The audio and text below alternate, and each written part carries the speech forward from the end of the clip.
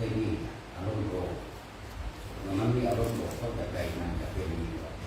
มันจะมีความโกรธเวลามีคนมาถามมาก่อนบริเวณใจอารมณ์โกรธคือพอเข้าใจคนนั้นคนนี้ตัวอย่างเช่นคนหน้าไกลกันตีกันแย่งกันเรื่องลักษณะว่าผู้นั้นล่ำทีผู้นี้ล่ำทีเนาะคนเฮือนไกลกันกับยากน้ำหัวยากน้ำหัวยากน้ำเสารักนั่นรักนี่เขตแดนแบบนั้นแบบนี้ทกพิษเถียงกันความอยากได้ความโลภก็เกิดกลายเป็นความโกรธแล้วก็เกิดกลายเป็นความพิษกันทะเลาะกันเถียงกันทุกคนเคยเป็นทั้งสันมาหลายหละไปก็ดีบอกพ่อค้าแม่ค้าแม่ขายทั้งหลายก็พิษกันน้ำตลาดตะลี่แย่งขายของกันนั่นนี่แย่งลูกค้ากันใส่ไล่ป้ายสีกันพวกเฮ็ดสวนพวกเฮ็ดสวนมันสวนอ้อยสวนยังก็แล้วแต่เถอะหรือน้ำให้น้ำหน้าหรือน้ำเห่าหัวน้ำเพื่อนเจ้าของเองเลือกสวนอะไรได้อะไรพิษเถียงกันแย่งชิ่งกันกาวตูใส่ไล่กันโยนความผิดให้กันพวกเขาก็เคยผ่านเหตุการณ์ทั้งนี้มาหลายแล้วเนาะแล้วทุกคนตายไปเด็กเนาะแล้วอันขี้ดินนั่นยังคือเก่าเห็นบ่พวกเลือกสวนไรหน้าน่ะให้มั่นก็ยังคือเก่าให้อ้อยยังคือเก่าให้หน้าก็ยังคือเก่าบ้านขี้ดินบ้านก็ยังคือเก่าแต่คนทั้งหลายแล้วนั่นตายไปแล้วตายไปเรื่อยเนาะนี่คือความจริงที่พวกเขามองไปเห็นว่ากรรมอันเกิดจากจิตเจตนาอันเกิดจากความคิดของเขาเองเกิดความโลภมากหรือกับอิจฉาเขามั่งเวลาเขาได้ดีกว่าหาเรื่องเว้าพื้นกันหาเรื่องกันใส่ลายป้ายสีให้เขามีความผิดให้คนบ่เชื่อถือคนผู้นั้นแล้วก็ยกตนเองขึ้นมาครับว่าตัวเองดีเด้แล้ว อารมณ์ของแต่ละคนเราสามันตกข้างตอนที่ว่ามันเกิดความอิจฉาริษยาบ่พอใจคนคนนี้เห็นเขาได้ดีกว่าอิจฉาเขานำเรื่องราวต่างๆไปบอกผู้นั้นผู้นี้บุกไฟกระสร้างกับตายในอารมณ์นั้นก็ไปตัดนรกหมดได้นั่นเข้าใจว่านี่คือความจริงที่เฮาบ่รู้แต่เฮาก็บ่สนใจในตัวเองพร้อมบ่สนใจในตัวเองบ่สนใจในธรรมะธรรมะแปลว่าความจริงของสรรพสิ่งทั้งหลายทั้งปวงสัตว์โลกเป็นไปตามกรรมนี่เกินว่าธรรมะคือความจริงกรรมอันใหญ่ที่สุดกรรมอันคือความคิดของเฮาเองเด้เวลาเฮาคิดแล้วเวลาเฮามีอารมณ์โมโหนี่นั่นแหละคือกรรมอยากว่าแม้นว่าท่านได้เกิดจากการกระทำไปด่ากันไปตีกันกระสานคิดไว้ล่วงหน้านี่คิดไว้เหตุจังใดหน่อยมันคือมักยับเขตแดนกูมาดีแท้ยับเขตรักสปกบ่ยับเขตรักโฉนดบ่หรือว่ายับหัวจังซี่เนาะค่อยๆยับหัวเข้ามาคนบัดนี้ก็ไถหน้าซ่อนขั้นเนาะพวกรถไถก็ซ่อนเพราะรถไถตะกี้เอาง้อควายไถจะซ่อนปั่นขั้นหน้าขี่ตมให้มันไหลไปทางฝั่งนั้นฝั่งนี้ตะกี้ขั้นหน้ามันซื่อๆอยู่เดี๋ยวคอยโง่คอยโค้งไปเอาไปมากหายไปละทกเถียงกันเอาซื่อๆชนะเฮาว่าเด้ก็มีแล้วก็เกิดเป็นทกเป็นเถียงกันเด้จากว่าตอนที่มันเป็นอารมณ์อยู่นั่นแหละพบมันเกิด ฟังดีๆเด้อตอนที่เฮามีอารมณ์บ่พอใจอยู่นั่นพบมันเกิดแล้วเด้อแต่หัวใจว่าสอกตายในอารมณ์ข้างนั้นไปเลยเด้นรกเลยเด้นั่นง่ายอันเรื่องว่าไปนรกไปเป็นเปรตไปเป็นเดรัจฉานง่ายมากๆไปสวรรค์นี่ยากที่สุด ไปสวรรค์ยากอันนี้คือความจริงที่ทุกคนบรรลุทกเถียงกันมาแย่งชิงกันมาปลุกปั่นโมโหสู้กันมาสุดท้ายก็บ่มีไผได้หยังไปเด้แม้แต่ร่างกายตัวเองก็ต้องเผาทิ้งแล้วความตายอันเป็นความจริงนี่บ่เลือกผู้ใหญ่บ่เลือกเด็กน้อยบ่เลือกผู้เฒ่าพร้อมตายเสมอกันเบิดแล้วความจริงขี้ดินยังคือเก่า แย่งชิงกันมามากมายแต่สุดท้ายบ่มีไผใดเอายังไปได้เลยนะ แม่นบ่ล่ะแต่สิ่งที่มันไปน่ะที่เพิ่นว่าบาปกับบุญเท่านั้นบาปแปลว่าหยังเราร้อนกังวลกะวนกะวายเล่าร้อนนี่ละบาปอารมณ์มันเกิดจากความอยากได้นี่ละบาปความอยากเป็นนี่ละบาปคนเฮาถ้ามันอยากได้มันก็กังวลและเราร้อนกะวนกะวายความรู้สึกโกรธโมโหเห็นบ่ล่ะจังซั่นแหละเกิดจากความคิดที่อยากได้เรียกว่าโลภ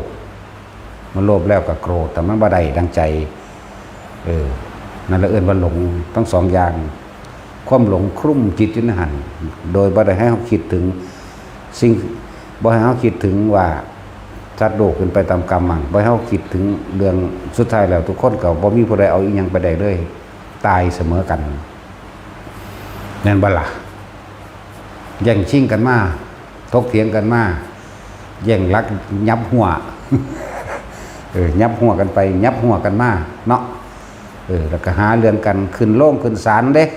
บ้านนี้อยากเอาชนะกันสุดท้ายก็พ่ายแพ้ทั้งสองนั่นแหละพ่ายแพ้แก้อารมณ์ตนเองเจ้าชนะเจ้ากับแพ้เจ้าแพ้เจ้ากับแพ้ใช่ว่าล่ะแพ้แก้อารมณ์แพ้แก้อวิชชาคือความบ่รู้ว่าสิ่งทั้งหลายทั้งปวงนี่สุดบ่มีความเที่ยงแท้แน่นอนหาความที่รั่งอย่างยืนบ่ได้ย่อมเคลื่อนไหวไปสู่ความแตกดับคือตายเพิ่นเรียกว่าอนิจจังทุกขังอนัตตา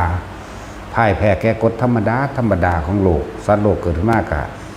หนีคำว่าอนิจจังบ่กี่รั่งบ่อย่างยืนไม่เที่ยงไม่แท้ไม่แน่ไม่นอนผู้ใดเข้าไปยึดในความไม่เที่ยงแท้แน่นอนไม่กี่รั่งผู้นั้นย่อมขังทุกข์เอาไว้ในใจสุดท้ายแล้วความไม่เที่ยงแท้แน่นอนเนี่ยแค่ความไม่จีรังยั่งยืนนะคือความแตกดับคือตายนั่นเองคนตายสัตว์ตายต้นไม้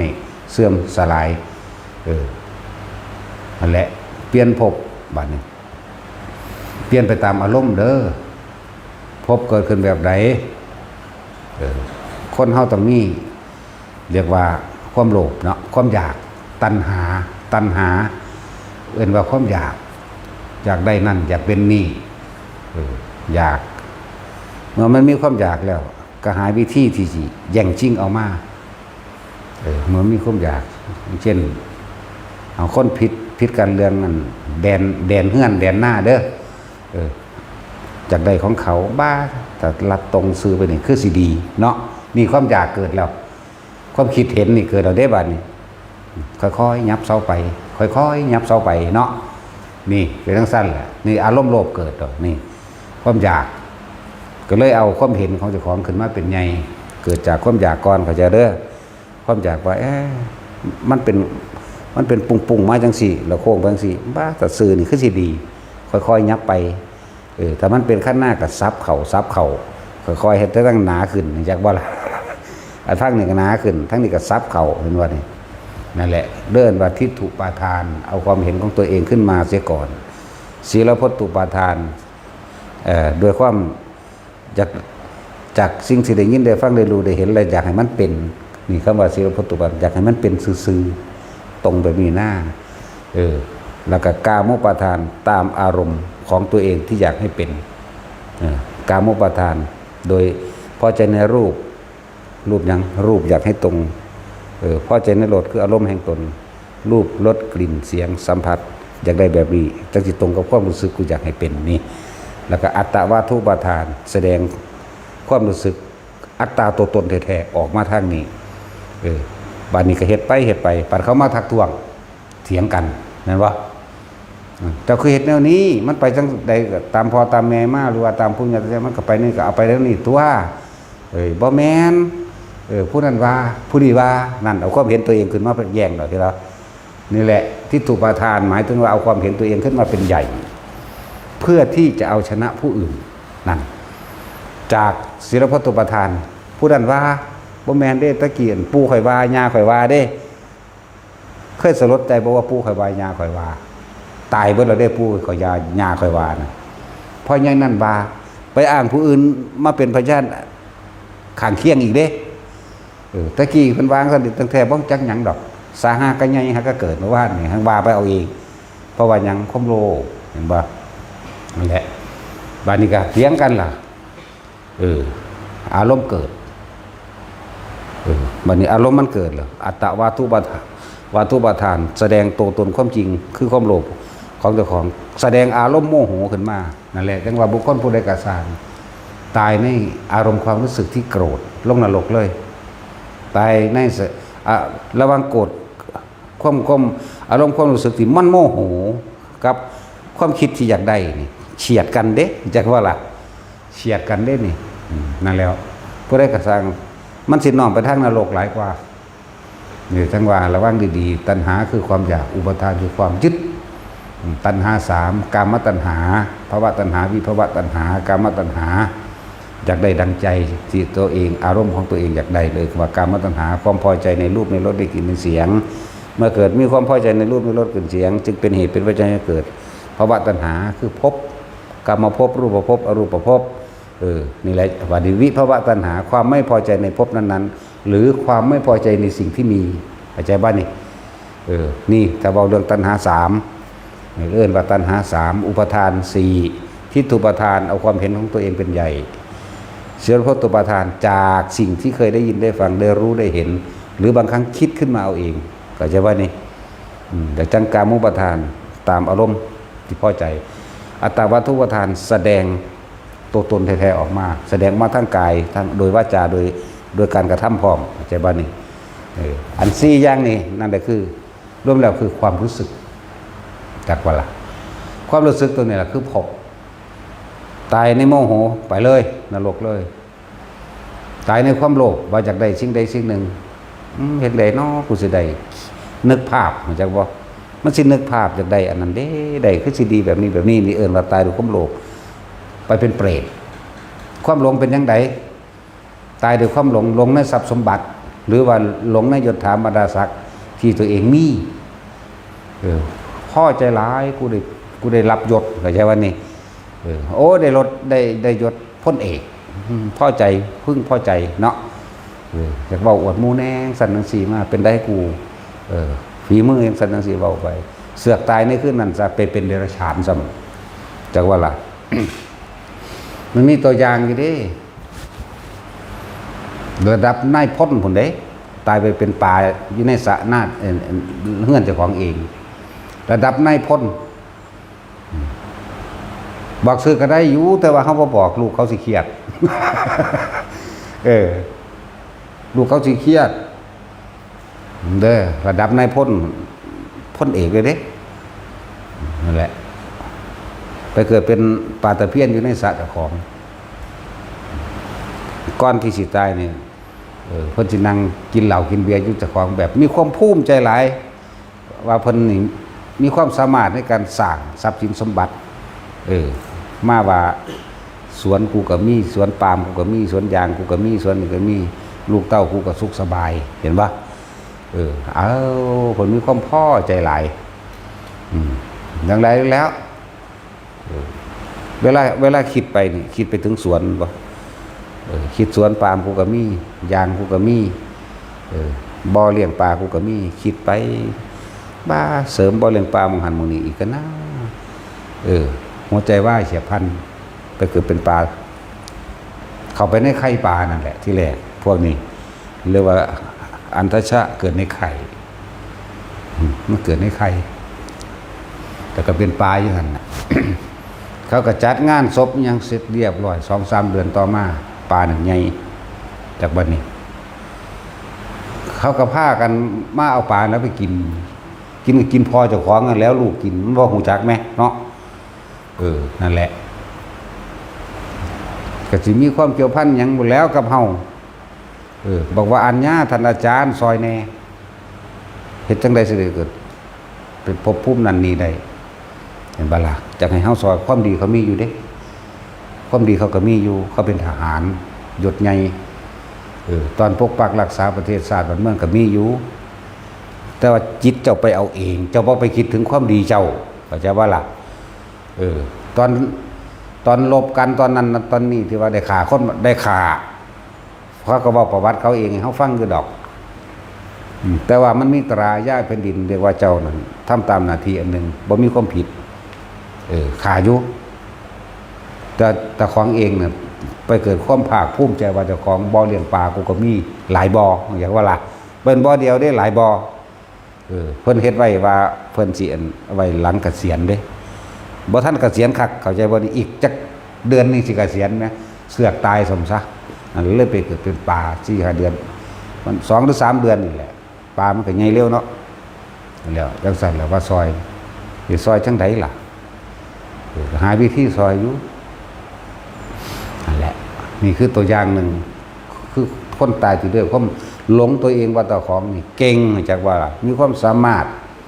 เป็นที่เคารพนับถือมีชื่อเสียงโด่งดังมีหน้ามีตาเด้ทั้งท่านแล้ว บัดนี้ขนาดเท่าแนะนำให้บ้างจิตแบบนี้แบบนี้ว่างบ่ได้ยังไปเสือกไปคิดแค้นลูกเฉยไหมกับเขาพวกหูก็ยังบอกโยพระเจ้าบอกให้ทองอันนี้เสือกทองบ่ได้อีกมันบอกจะให้ไปสวรรค์ความดีก็มีมากอยู่ถ้าไปแค้นลูกว่าลูกไส้เนี่ยหักหลายมันก็เป็นหอดในพันธุ์บุละลูกกันเลยกำลังไต่เต่าไปคือกันเครียดทั้งสั้นแล้วเสือกลงนรกหนักก็เก่าอีกโอ้ยกูก็เบิดซิดแล้วตัวบาทนี่จักว่าเรากำลังสิเรียกว่าก้อมเก่าคือสิเว้าเรื่องคือเฮาใส่วิธีโดยการคุยประวัติพระพุทธเจ้าให้ฟังแต่ว่ายังบ่น่าสิเฮ็ดกับผมจังซี่เลยเนี่ยฟังไปบ่น่าสิเป็นจังซี่เลยเอาไปมาความโมโหในตัวนั้นปึดลงเลยได้บาดนี้นั่นแล้วตัวเองมีเวลาแค่นิดหน่อยเองแทนที่สิน้อมไปมันได้หลายกว่านั้นตามธรรมดาแล้วพวกนั้นรับอุทิศบุญนี่3 วินาทีสั้นๆ3 วินาทีนี่แต่ว่าเฮาอาศัยการที่เฮาคุยไปในทางสิ่งที่มันเป็นกุศลมาใจบ่เลยย่าวไปได้นาทีนึงจากนั้นยังไปคิดถึงตอนเขาบอกลูกน้องทุบหัวเอาปลาขึ้นมากินนี่นะมันไปเครียดลูกอีกนะในขณะนั้นนิดเดียวได้วันลงเลยจากมันถึกดึงลงเลยเด้เป็นไปเอาเองได้บ่แม่นผู้ใดมาเอาเด้นั่นแหละบัดทิศเท่าเดียวนี้แหละมีในกรณีนึงพวกหลงเด้อพวกหลงในยศถาบรรดาศักดิ์หลงในอำนาจของเจ้าของเองเมื่อเกษียณเพิ่นก็วางแผนไว้ก็ใจบ่นี่วางแผนไว้สิฉลองแบบนั้นแบบนี้สิประดับประดาแล้วก็สิฝากฝังลูกตัวเองกับผู้ที่เจ้าของเคยดึงขึ้นมาเข้าใจบ่นี่กับหมู่พวกนั่นแหละดึงขึ้นมาก็เลยเจ้าก็ตาย 2-3 รายแล้วพวกมันก็เลยเป็นสั้นแหละนี่คือเว้าทุกคนที่คิดถึงตนเองเคยเป็นแบบนี้บ่เด้อเอาตามสถานะภาพของไผของมันเด้เฮาเคยแย่งชิงเลือกสวนไรหน้ากันบ่เคยผิดกันน้ำหัวน้ำสวนบ่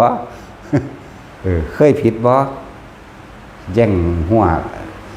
ยากน้ำอันขั้นแดนขั้นหน้ากันยากน้ำขั้นเฮือนบัดนี้ยากน้ำหัวเฮือนอีกพวกพ่อค้าแม่ขายพวกตลาดยากน้ำทกเถียงกันเรื่องอันนั้นเรื่องนี้นี่เคยเป็นบ่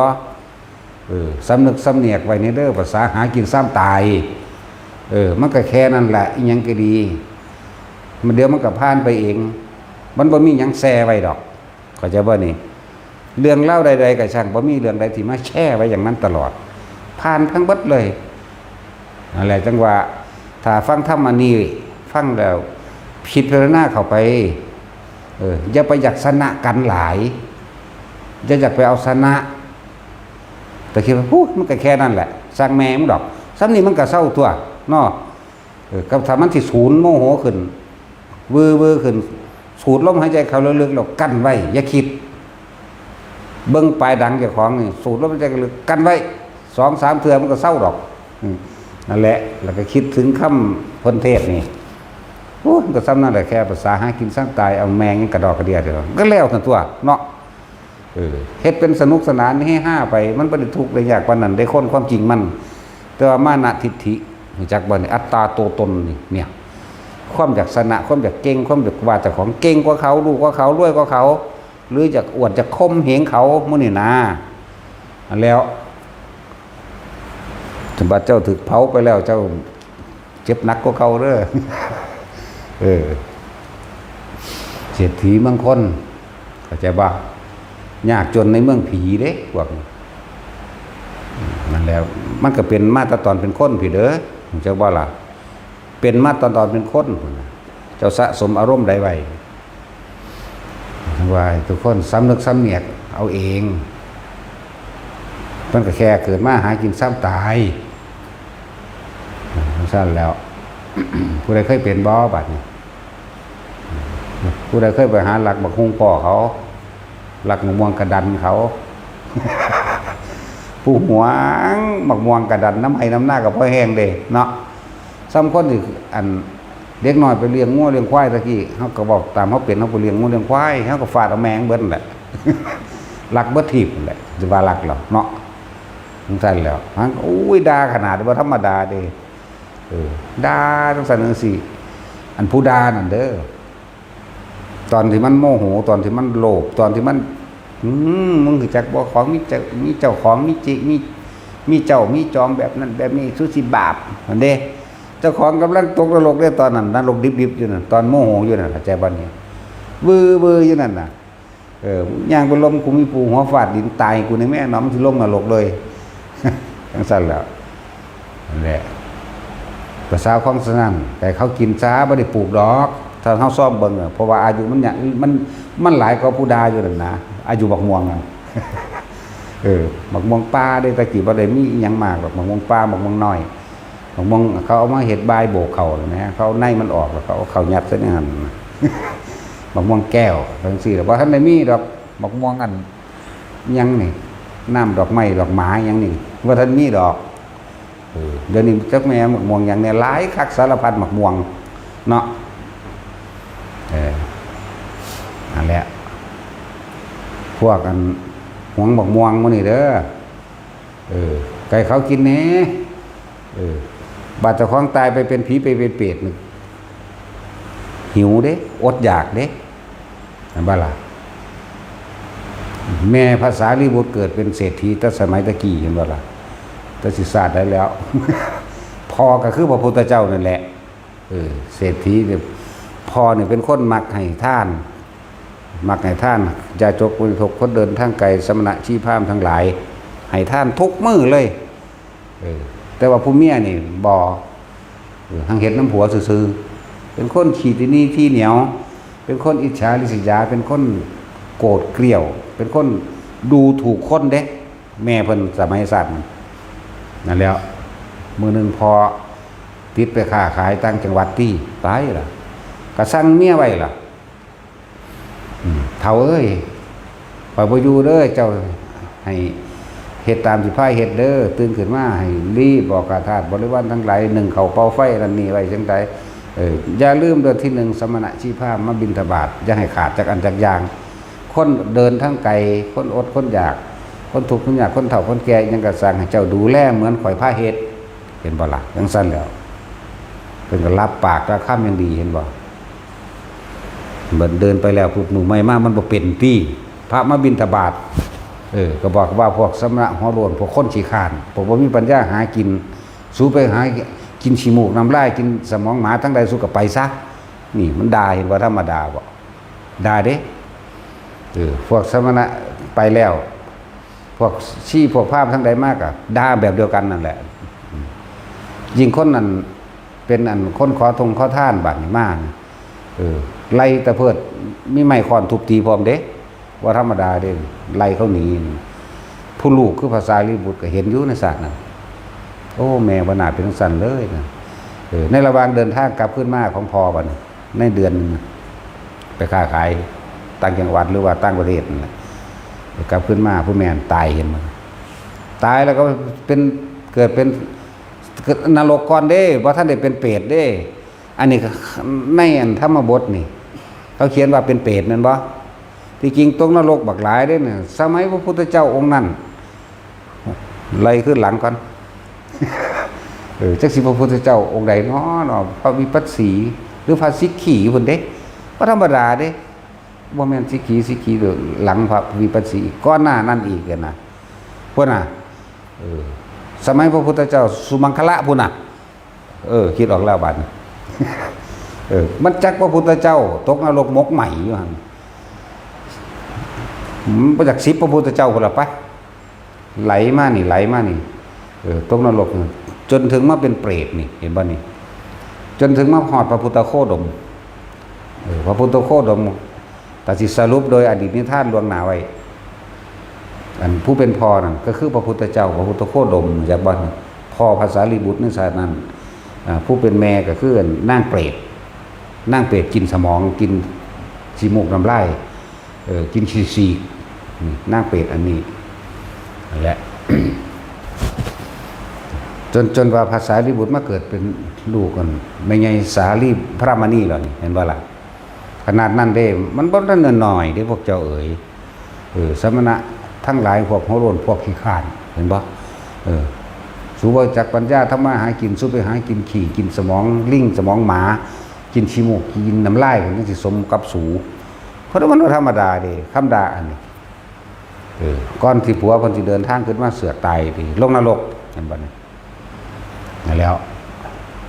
ไหลมาหอดซุมื้อจังว่าเป็นเปรตนี่เห็นบ่นี่ไว้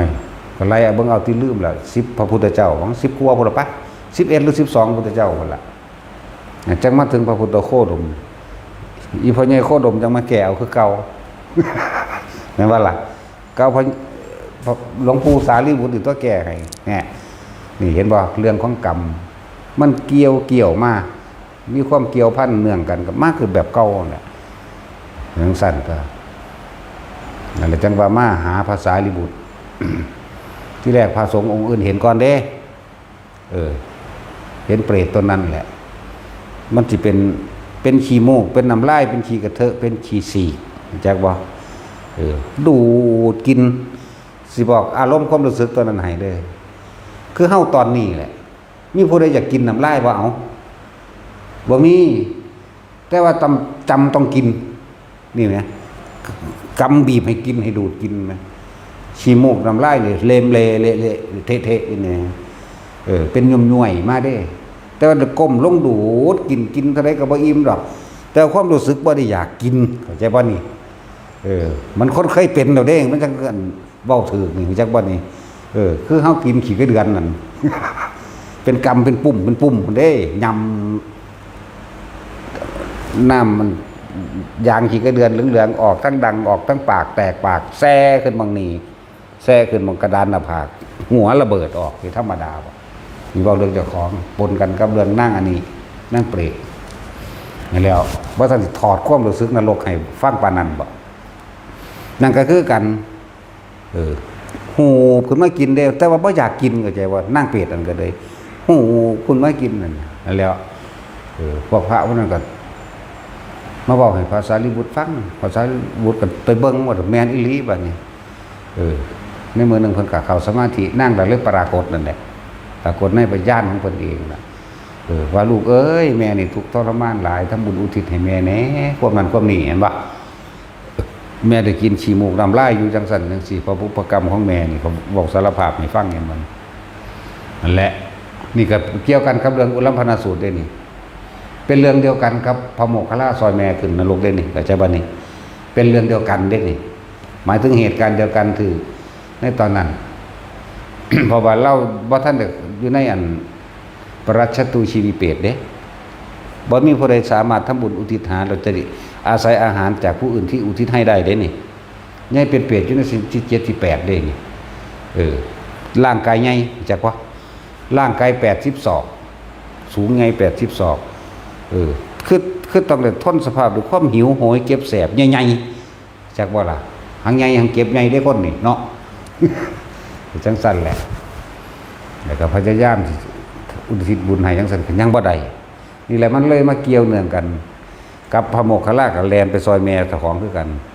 เขาไปสู้อนุว่าเรื่องพระโมคคัลลาบัดสู่โลกนุวะนรกมืดก็ไปคือแมงมุมนี่มั้ยแมงมุมดำก็ไปตามฝาผนังถ้ำเย็นเยือกๆเป็นน้ำแข็งเมื่อตึดเยือกแข็งแล้วมันสิแตกออกแตกเป็นเสียงตกลงมาใหม่ก็แล่นเกาะขึ้นใหม่เพิ่นก็เอาเฮ็ดให้แม่เพิ่นฟื้นขึ้นมาซอยบ่ได้อีกแม่เธอในนรกดับไฟนรกดึงขึ้นมาก็เอาบ่ได้อีกแม่ที่เป็นอัน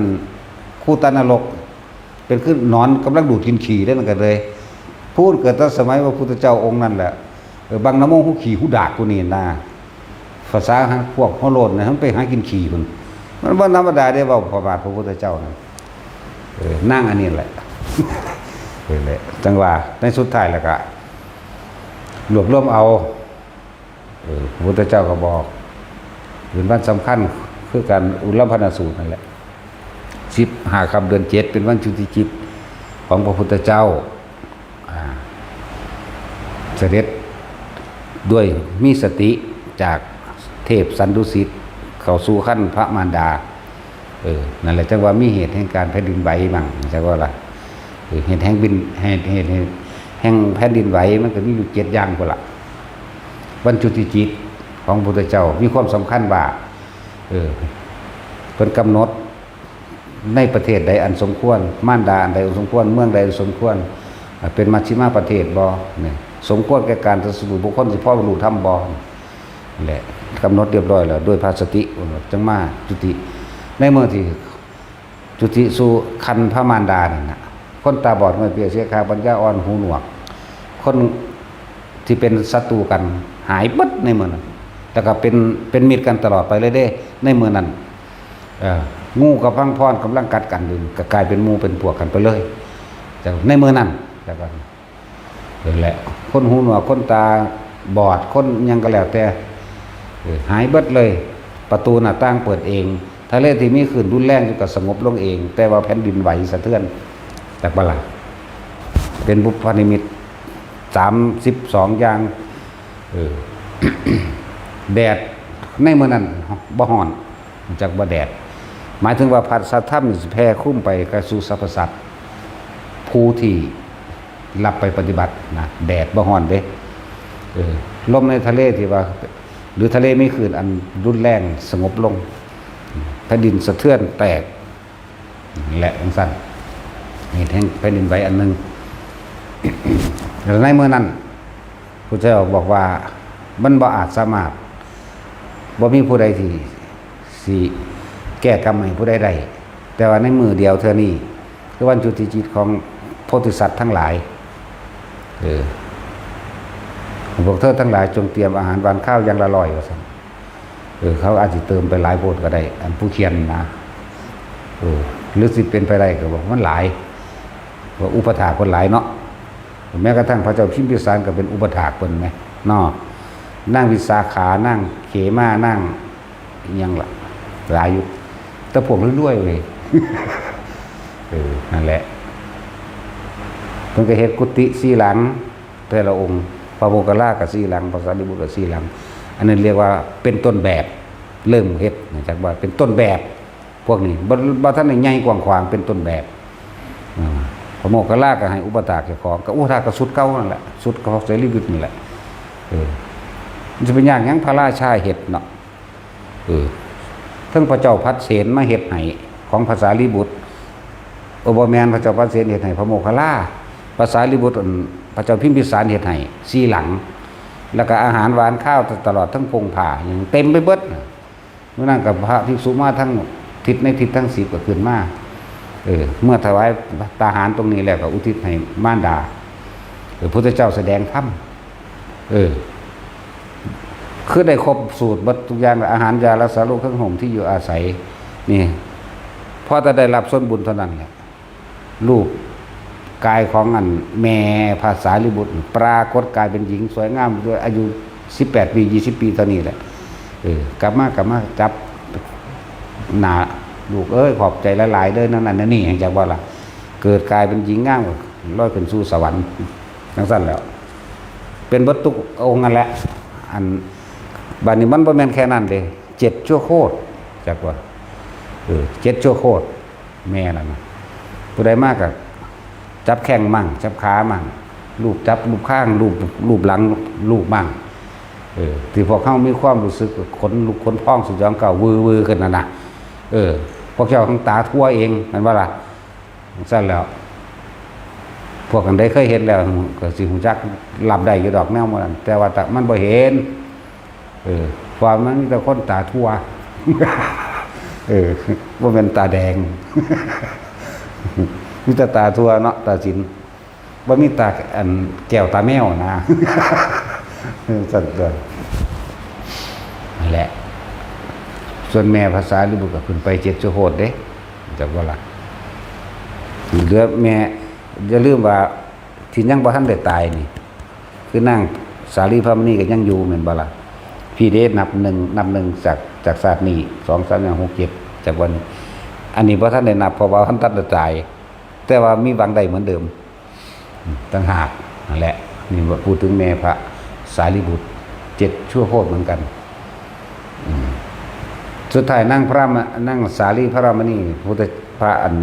เพิ่นไปโปรดเอากันได้บรรลุโสดาบันเด้อสัตว์แม่เพิ่นน่ะเห็นบ่ล่ะแม่พระสารีบุตรที่มีชีวิตอยู่ไปรักษาเอามือเพิ่นสิตายนั่นแหละอายุยืนเด้ผู้เฒ่าก็คือเนาะพระสารีบุตรบ่ได้ยืนปานนั้นเด้120 กว่าปีแล้วได้แม่เพิ่นนั่นน่ะจักบ่ล่ะเขาเขียนไว้อายุ120มัน20 กว่าปี127 ปีประมาณนั้นพุ่นเด้ภาษาสารีบุตรก็อายุหลายแล้วเด้บ่ได้น้อยเด้เกิดก่อนพระพุทธเจ้าอีกเด้อจักบ่ล่ะพระโมคคัลลาสารีบุตรนั่นน่ะเกิดก่อนเด้แม่นบ่เห็นว่าแท็กซี่มึง เกิดก่อนเด้ว่ามันนั่นเด้ เจ้าสิหลังผ่านยาโกนทัญญะอยู่สิหลังเพิ่นก็เป็นเจ้าลัทธิพ่อเพิ่นเด้พวกนี้พระโมคคัลลาภาษาลิบุตรก็มีลูกศิษย์ลูกหาคือกันเด้ผู้ละ500ผู้ละ250เนาะประมาณนั้นแหละนั่นแหละอุทิศบุญด้วยอาหารนี่ปัจจัย4อาหารยารักษาโรคเครื่องห่มที่อยู่อาศัยตลอดทั้งเครื่องประดับประดาอันอื่นอีกมากมายเฮ็ดให้แม่พ้นจากนรกได้ทั้งเบิดพระโมคคัลลาก็เหมือนกันกับ7ชั่วโคตรเหมือนกันเรื่องพระโมคคัลลาหลายกว่าอยู่บ่ว่าสิดับไฟนรกบ่ว่าสิคูตานรกนะบ่ว่าสิเป็นโลลุวะนรกนะเรื่องของภาษาดิบุตรบ่มีหลายปานใดเพิ่นบ่ได้เลิศด้วยฤทธิ์ก็มีฤทธิ์คือกันนั่นแหละเป็นจังซี่บ่มีเฮ็ดได้เหมือนกันนั่นแหละแต่ว่าเพิ่นบ่เฮ็ดดูซื่อมันคือข้ามมันสิข้านเฮ็ดว่าคือพระโมคคัลลาเพิ่นมันตัวว่าเทื่อก็พุ่นไปเที่ยวเวชยันตปราสาทของพระอินทร์กำลังได้เมียใหม่ขึ้นมากำลังเมียนกันอยู่ว่าซั่นเพิ่นก็เอาโปรตีนแตกเท่านั้นถึงได้ล่ะสะดุ้งตี้โอ้ยเขารู้เราแล้วก็ฟ้าวออกมาตัวเนาะซั่นแล้วคำถามว่าโอ้ยโยมมีธุระมากธุระหามยังกำลังเซิงกันอยู่จังซี่เด้ก็อีหลีนี่แหล้วตะกี้เขาจะเว้าตรงสำตัวเฮายังเว้าสุภาพเลยเซิงนึงมั้ยนาฏศิลป์หรือจะเอาภาษาไทยหรือเอาภาษากลางสั่นตัวภาษานี่มันสุภาพตัวแหละบ่รอดพระอินทร์ก็เลยมื้อนี้เนาะวันพระเราจะถืออยู่ดอกวันพระปกติก็บ่ได้อยู่ซื่อๆเด้นี่เกิดพร้อมหมู่พวกบ่ว่าเรื่องเบาเรื่องพระอินทร์ก็หลับบ่หลับดอกเพิ่นสิตรวจเบิ่งเด้บ้านใดเมืองใดบุคคลใดทำการสวดมนต์ภาวนาฟังธรรมให้ทานรักษาศีลตรวจแล้วก็ทรงบริวารไว้นี่คือพวกเฮาตอนนี้มันบ่อึดดอกคือซากลากอยู่เด้อนี่เห็นบ่ล่ะแม้กระทั่งตัวใหญ่มันผู้หลังซากลากอยู่เด้อทรงบริวารไปแม่นผู้ใดเฮ็ดอยู่เฮือนก็สร้างสิมีพวกเทวทูตทั้ง4น่ะไปรักษาไว้4มุม4แก่เขาเจ้าแยกกายแยกภาคได้ก็แล้วกันนะนั่นแหละแยกไปรักษาเนี่ยจังว่าอานิสงส์ของการสวดมนต์ภาวนาอานิสงส์ต่างๆในการทรงอารมณ์เป็นกุศลหรือทำบุญสวดมนต์ภาวนานั่นแหละมันสิมีไปทุกบ้านเด้เขาก็ลอยไปตามอากาศของเขานั่นแหละเบื้องบ้านนี่โอ้ยพวกห่านี่กินเหล้าสแตกเหล้าอยู่บางทีนาพวกนี้สวดมนต์อยู่ตัวนี่ก็ว่างไว้ใน4คนเศร้าสวดเขาก็หนีคือกันเด้ แต่ว่าถ้าทรงอารมณ์เป็นชาติไว้อยู่ปกติที่ไว้เด้อผู้ใดทรงชาติจะเลื่อนชาติไว้อยู่ตลอดอยู่เป็นปกติของพระพรว่าแมงเราแล้ว18โกรธพุ่นแล้วจักบ่ล่ะ18โกรธเด้แล้วเป็นปกติบ่หาได้เอิ้นมาตั้งแต่คนมาอยู่ไกลๆเฮารำคาญอยู่พวกนั้นนะฮะก็เหมือนกันว่าถ้าเอิ้นมามันก็มาเอาเองดอกมันสั่นแหละ จากว่าไปทาง18 ล้านนี่แล้วของสั่งสมมานานปานนี่แล้วเนาะ18 ล้านโกดคูณเอาแท็กซี่มึงเป็นตัวเลขเท่าไหร่มึงเป็นตาอ่านได้บ่ถ้า18 โกดมันก็180 ล้านแล้วเนาะจะเอา180 ล้านคูณอีกเด้นั่นน่ะรู้จักว่าล่ะเท่าไหร่บาทนี่กูก็นับบ่ได้คือกันจะสิดำหาสแตกหยังไว้นั่นแหละนี่คืออานิสงส์ของการทำความดีเอาไว้ตกน้ำบ่ไหลตกไฟบ่ไหม้หรอกความหมายมันคนละอย่างกันเด้กับไฟอีหลีกับน้ำอีหลีตกน้ำอีหลีมันก็ไหลอีหลีนั่นแหล้วตกลงไฟอีหลีก็ไหม้ล้วนแล้วแต่คนต้องชาติบ่เป็นหยังเด้จากว่าล่ะนั่นแหละบ่เป็นหยังดอกตกน้ำมันก็ไหลไปอยู่แต่ว่ามันหังบ่เป็นหยังไฟก็เหมือนกันรถส้นก็เหมือนกันตึกครอบไปนึงว่าเด้อคนทรงชาติเอาบ่ต้องมากหรอกแค่สู้ว่าเอามือหนึ่งนาทีหนึ่งจังสิในมือเดียวในมือนั้นมันก็เป็นวงกลมล้อมไปแล้วแต่ว่าถึงข้าวตายหรือว่าถึงข้าวเจ็บก็ปวดบ่เจ็บบ่ปวดบ่เป็นหยังถึงข้าวเสียชีวิตจังสิถ้าจิมีประโยชน์ต่อไปเป็นประโยชน์แห่งสาธารณะกับผู้คนทั้งหลายสัตว์ทั้งหลายปุ๊บอายุก็ต่อไปเด้แต่ว่าเสียหายเฉพาะทรัพย์สินปัจจุบันนี้คือรถชนนั่นแหละรถชนปุ๊วะรถหมุนเบิดแต่คนยังอยู่เพราะคนผู้นี้สิมีประโยชน์ต่อสัตว์โลกต่อไปปัจจุบันนี้สั่นแหละเขียนไปโลดพุทธเจ้าก็หน่อยตัวมือละแค่ลัดข้อมือเดียววันนี้แหมเฮ็ดจังได๋ลัดข้อมือพวกเฮาคิดว่าจังซี่บ่นี่จังซี่นึงจักว่าล่ะลัดข้อมือเดียวสั่นโอ้ยย่านเข้าข้างเขาหลายจะกล่าวอะไรกับบุคคลผู้ทำไม่บ่อยทำไม่มากทำไม่ชินทำไม่เป็นดุจดัญญาณจึงจะมีอานิสงส์แม้กระทั่งว่าบุคคลผู้นั้นพึงได้สามัญญผลอันเป็นอรหันตผลในปัจจุบันชาติปัจจุบันณขณะยังมีชีวิตอยู่บัดนี้ถ้าเขายังไม่ได้ในขณะที่มีชีวิตอยู่เขาเพิ่งได้ขณะที่สิ้นใจนี่อานิสงส์2ของอานาปานสติถ้าถึงกันนั้นไม่อาจสามารถที่จะทำได้ในขณะที่สิ้นใจเขาเพิ่งได้เข้าสู่อนาคามีนี่อันที่3เห็นบ่และอันที่4เลยเป็นผู้ไม่ตกต่ำเป็นธรรมดาย่อมข้ามเข้าสู่พรหมโลกอันนี้มันหลายอย่างว่าบางคนอาจจะได้สกิทาคามีอาจจะได้โสดาก็ได้ปัจจุบันนี้แต่ว่าอยู่ในสันของพรหมเพราะว่าอาศัยกำลังชาติจากว่านะครับดูสวรรค์มีกระเทยบ่มีท่อมบ่แต่สินจะเคยเห็นว่าเดี๋ยวนี้มีท่อมบ่กับฝันว่ามีเพศปกติหญิงปกติชายปกติเด้อคนที่เป็นกระเทยว่าต้องไปน้อยใจพวกเจ้าสั่งสมใบโลดสั่งสมใบเวลาตอนนี้กระเทยบ่มีสิทธิ์บรรลุในขณะมีชีวิตอยู่อาจจะบ่ล่ะกระเทยก็บ่มีสิทธิ์บวชอีกจะบ่ล่ะที่นี่เฮาสั่งสมของเฮาไว้ของเฮาเองทรงชาติกับทรงใดคือเก่าได้เหมือนกันยังก็ได้เหมือนกันแต่ด้วยบาปกรรมอันหนึ่งที่มันบ่อาจสามารถจะให้บรรลุได้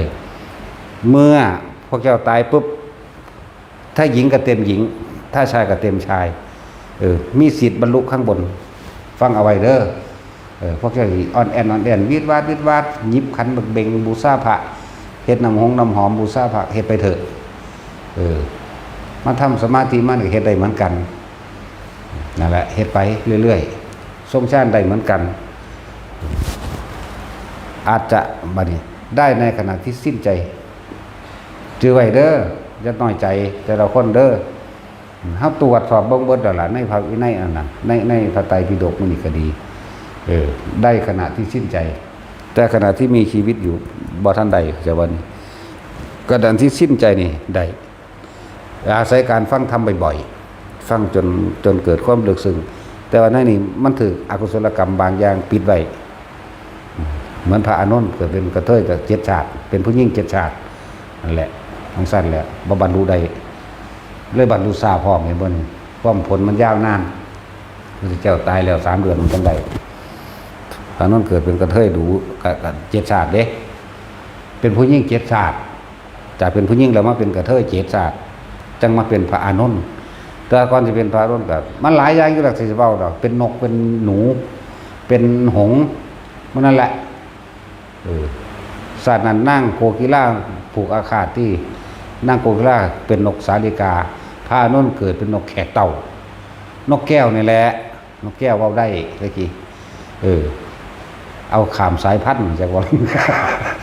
มันว่าขามดอกเนาะแต่สินแต่คนไทยก็เอาฝรั่งได้ฝรั่งก็ยังว่าเอาคนไทยเขมรได้เนาะแม่นว่าซั่นนั่นซั่นแล้วก็สัตว์ปีกคือกันทั่วมันยังสิเอากันบ่ได้ คนหรือคนคือกันเนาะทั้งนั่นแล้ว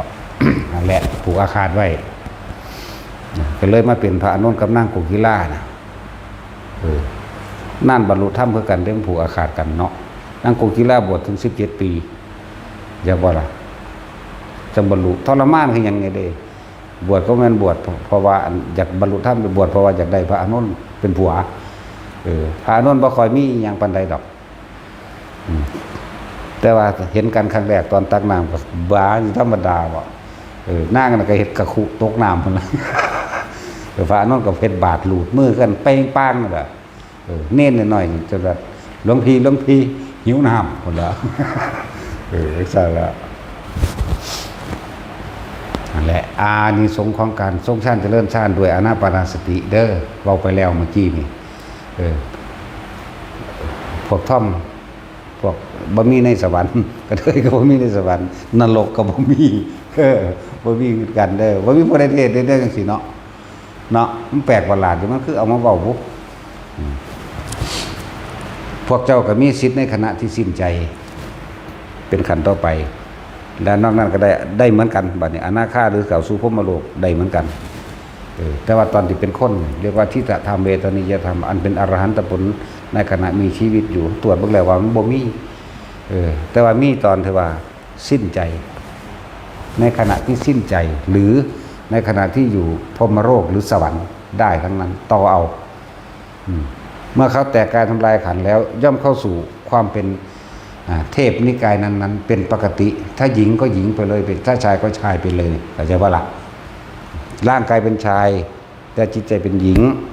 เมื่อแต่การทำลายขันธ์เป็นหญิงไปเลยเป็นเทพธิดาไปเลยเข้าใจบ่ร่างกายเป็นชายแต่ว่ามีความจากเป็นชายแท้อยู่ก็ขึ้นเป็นชายเลยเด้บัดนี้ร่างกายเป็นหญิงแต่มีจิตใจอยากเป็นชายเลยเด้พวกท่อมมาหนักเข้าใจบ่นี่นั่นทั้งสั้นแหละลักษณะนั้นแล้วเขาสามารถต่อข้างบนได้เราต้องน้อยใจดอก เฮ็ดไปโลดพวกนี้เวลาเขาเฮ็ดอันยิบคันหมกเบ่งหรือยังก็แล้วแต่เขาเฮ็ดฝีมือปราณีตเด้เป็นภาษาแต่เวลาอันมันขึ้นสัตว์มันติดสัตว์มันก็วิวาดไปของมันเด้เข้าใจบ่ล่ะจักว่าติดสัตว์ แล้วเวลามันเป็นมันก็กรีดกราดวีดวาดมันเฮ็ดเป็นเด้แต่ว่าใจมันสูญเด้มันตีเด้มันแห้งคือหยังนี่ กับผู้ชายเว้ยเนาะตัดสินเจ้าเคยเอาอยู่บ่ บ่ว่าซั่นบ่ก็บ่นั่นแหละก็บ่เคยกันล่ะ แล้วพากันเฮ็ดไปโลดพวกก็มันก็มีคนถามอยู่เด้ล่ะบ่ต้องน้อยใจดอกพวกเจ้าเฮ็ดไปเลยพวกเจ้าจะเป็นผู้หญิงแต่ร่างกายเป็นผู้ชายเวลาพวกเจ้าตายแล้วพวกเจ้าก็เป็นผู้หญิงเลยแต่ว่าจิตตัวนี้มันสินึกถึงคุณงามความดีที่เฮ็ดไว้เด้ยิ่งพวกทรงฌานไปแล้วยิ่งมันต้องห่วงเข้าใจว่าพวกทรงฌานเป็นแล้วเด้อพวกจับจุดอารมณ์เป็นแล้วบ่ต้องห่วงดอกตัวนั้นล่ะสิพาพวกเจ้าเองสิพาพวกเจ้าไปเองดอกก็พวกเจ้าเฮ็ดไว้เองนั่นแหละเวลาทำบุญกับอุทิศให้ใกล้หมู่เทพเทวดาอินทร์พรหมทั้งเบิดนั่นแหละอย่างว่ามานี่แหละแต่จิตสุดท้ายมันสิมีผู้บอกพวกเจ้าดอกนึกถึงองค์ฌานที่มันสิมีดอกคือพวกเฮาอุทิศบุญอยู่เรื่อยนี่แหละอุทิศไปสรรพสัตว์ทั้งหลายนี่เฮาบ่จำเพาะเจาะจงว่าญาตินั่นบ่กับพวกจังซั่นแหละบอกมั่งญาติบอกมั่งเด้จิตสุดท้ายก่อนจะตายมันนึกถึงสิ่งที่เคยทำไว้คนที่ตายไปนรกไปเป็นเปรตไปเป็นเดรัจฉานก็บอกแล้วบัดนี้คนที่สิตายแล้วสิไปสู่สวรรค์นี่นึกถึงท่านสมมติ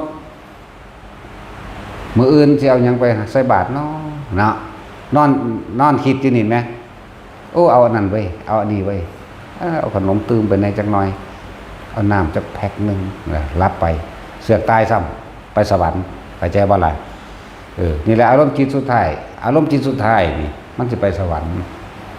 จิว่าสั้นใดก็แล้วแต่บัดนี้จังว่านี่เพิ่นเบื้องต้นซื่อไปที่คนทรงชาติเด้ตายในชาติเด้นั่นบ่เป็นกลางไว้พรหมโลกเป็นต้นจากบัดนี้พรหมโลกเป็นต้นเด้อว่าท่านเป็นปลายอันเว้าเป็นเบื้องต้นไว้นะลักษณะนั้นเป็นไปพรหมโลกเลยพวกรับในชาติบัดนี้ทั้งฟังธรรมทั้งใครควรและพิจารณาในตนเองมันสิสลับกันเมื่อใดความสงบแล้วพิจารณาอนิจจังทุกขังอนัตตาในประสบการณ์ชีวิตจริงของท้องเองก้าวเข้าสู่องค์ฌานภาคจิตนิ่มน่วงเขาเดียวคิดเขาเดียวภาคจิตเขาเดียวคิดเขาเดียวภาคจิตเราเผลอรับไปเมื่อไหร่ไม่รู้ไปนิพพานเลยพวกนี้เข้าใจบ่ล่ะง่ายเด้มันยากเพราะว่าพวกเขาบ่เฮ็ดซื่อมันง่ายอยู่เด้พิจารณา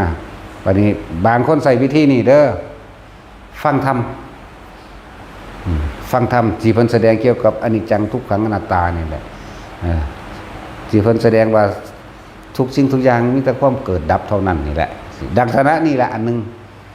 คือเรื่องอันแย่งชิงเลือกสนไรหน้ากันแย่งกันไปสุดท้ายก็ตายไปซื่อๆบ่มีผู้ใดได้หยังนี่แหละนั่นแหละฟังไปทรงชาติไปนำคนที่มันเป็นแล้วมันง่ายๆนึงเด้ฟังไว้เด้อคนที่เป็นแล้วเนี่ยพอจะเปิดหลวงพ่อฟังปุ๊บนึบขึ้นเลยเด้แล้วรับไปเลยพวกนั้นไปนิพพานเข้าใจว่าล่ะตายตอนมันบ่หูเมื่อเด้นั่นน่ะจักบ่น่ะมันเจ็บมันปวดก็บอกบ่เจ็บบ่ปวดเด้รับตายหรือไหลตายเขาว่าเนาะมันคนละทางกับไหลตายอย่างอื่นเด้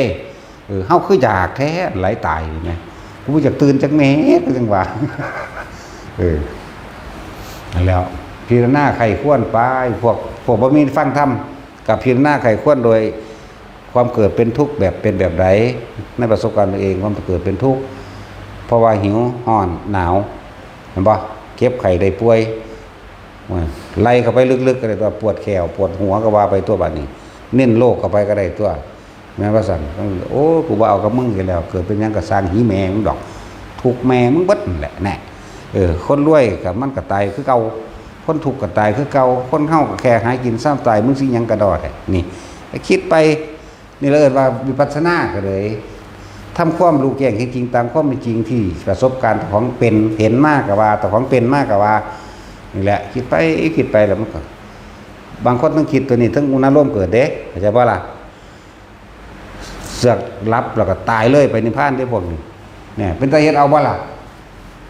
เอาแบบนี้ล่ะเฮาเอาง่ายๆโลดอย่าไปเฮ็ดยากหลายอย่าไปกึ่งอยู่หลายนั่นแหละสะสมไปทุกแบบเอาทุกแบบง่ายๆเด้อ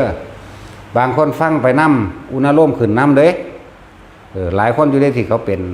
พอจะเปิดหลวงพ่อฟังพ่อหาหน้าที่หามหยังมิดอิงติ่งเห็นบ่มันเป็นตายให้ยังได้พวกนี้เนาะเพราะว่ามันตายแล้วบ่ได้มาเกิดเด้ความคิดจิตบ่ได้ไปคิดถึงบุคคลผู้ใดผู้หนึ่งสัตว์สิ่งของแม้จิตไม่มีที่ตั้งหมายถึงว่ามันบ่ไปจดจ่อไว้มันบ่ไปตั้งมันบ่ไปหาบ่คิดหาหน้าให้สวนรถเรื่องการทำงานลูกเต่าหลานมันบ่คิดหาจิตไม่มีที่ตั้งเมื่อมันบ่มีที่ตั้งแล้วมโนมันก็บ่เกิดตัวจักบ่ล่ะบ่ได้ว่าภาพจินตนาการนี่วิญญาณคือความรู้สึกหมายถึงพอใจหรือบ่พอใจบ่มีมันว่างบ่แห้งได้ตอนนั้นตายตอนนั้นก็ไปเลยได้นิพพานได้นั่นน่ะจักว่าล่ะจะไปคิดว่ามันเป็นของยากของไกลหยุดคิดปรุงแต่งในความอยากได้อยากดีอยากมีอยากเป็นนึงได้นิพพานนั่นน่ะอยู่ในปัจจุบันณขณะนี้น้ำเฮานี้จักว่าล่ะหนทางมันก็หูดังจักว่าพระอรหันต์ก็อยู่ในหูดังนิพพานก็อยู่ในหูดังนั่นแหละย่างเข้าไปในหูดังจักบ่เพราะมันย่างเข้าไปได้ใส่ความคิดถึงลมหายใจเข้าออกมันก็จิตตั้งมั่นมันก็เป็นของมันดอกผู้ใดเฮ็ดผู้นั้นรู้น่ะบางคนเป็นอัตโนมัติเด้ตื่นปั๊บเข้าปั๊บเลยเด้ตลอดทั้งทำการทำงานอยู่จังสั่นเลยทำงานคุยกับหมู่ก็เป็นนั่นแหละตอนนั้นช่วงนั้นมันคมไว้เบิดนั่นแหละอารมณ์เกิดบ่ได้ดอกช่วงจักบัดนี้ นั่นเลยเฮ็ดไปแม่นตายรถชนปัวจังซี่มันสิได้ตอนที่เจ้าใจขาดพอดีเด้อเฮ็ดไปโลดพวกชิ้นถึงอัตโนมัติแล้วนั่นน่ะบ่หาตั้งแต่ฝึกบ่หาแต่หยังเพราะว่ามันเป็นแล้วมันบ่ได้ฝึกคือคนขับรถนั่นแหละเอาคนฝึกหัดขับรถนี่สตาร์ทแบบนี้เกียร์เข้าแบบนี้เกียร์1เกียร์2เกียร์3เกียร์4เกียร์5แบบนี้เหยียบคลัตช์แบบนี้เหยียบเบรกแบบนี้เลี้ยวซ้ายเลี้ยวขวาเปิดไฟนั่นนี่มันบ่มันยังตั้งมันจึงจดจ่ออยู่เด้เนาะถ้าเป็นแล้วมันบ่ได้คิดพ่อหยังเด้ไปฮ้อนก็ติดสตาร์ทเหยียบบึมไปโลดบ่ได้ระวังนั่นนี่ที่เป็นไปเลยแม่นบ่ล่ะอันนี้ก็เหมือนกันฝึกเอาอย่าลืมว่าบ่มีผู้ใดเฮ็ดให้ไผได้เด้อกรรมนี่แก้กันบ่ได้ปัญญาหรือลดแห่งธรรมทั้งหลายนี่ก็เฮ็ดให้กันบ่ได้บุคคลผู้ใดเฮ็ดแล้วก็รู้เอาเองเห็นเอาเองนั่นแหละบุคคลผู้หนึ่งที่บริสุทธิ์แล้วก็บ่อาจสามารถทำความบริสุทธิ์ให้ผู้อื่นได้เด้ก็เลยเอิ้นว่าแก้กรรมให้กันบ่ได้ดอกเจ็บเองปวดเองเฮ็ดเองเด้แต่ละคนเอาง่ายๆเนี่ยนะเวลาปวดแขวนี่แหมพวกกับเมียอยู่ใกล้ๆกันข่อยก็ปวดแขวแห้งก็จะปวดให้ข่อยแน่นี่ได้บ่ผมบอกเมียจักเทื่อบ่แท็กซี่มาอีขี้เกียมอีขี้เกียมหาวอีหาปวดแขวแห้งปวดให้คุณในหน้าว่าอยู่บ่ว่าแม่มันจะฟ้ามือใส่กกหูแล้วเนาะอีนี้นั่นแล้วยิงตาจุยทางญาติเมียคักอยู่แล้วเพราะว่าเราเป็นตาญาณเราเป็นตาญาณเด้ถ้าข่อยยังญาณนี่ตาจุยเลี้ยวเห็นพึ่งเราก็ข่อยญาณเจ้าญาณอยู่บ่ต้องญาณเด้บ่ญาณบ่ได้เด้ลองเบิ่งแม่เจ้าจะข้อขาดอำนาจชิดขาดทุกอย่างอยู่หัดเด้เนาะเดี๋ยวเบิ่งซื่อๆเจ้าก็ต้องแลนเด้จังซั่นแหละเอาเจ้าประธาน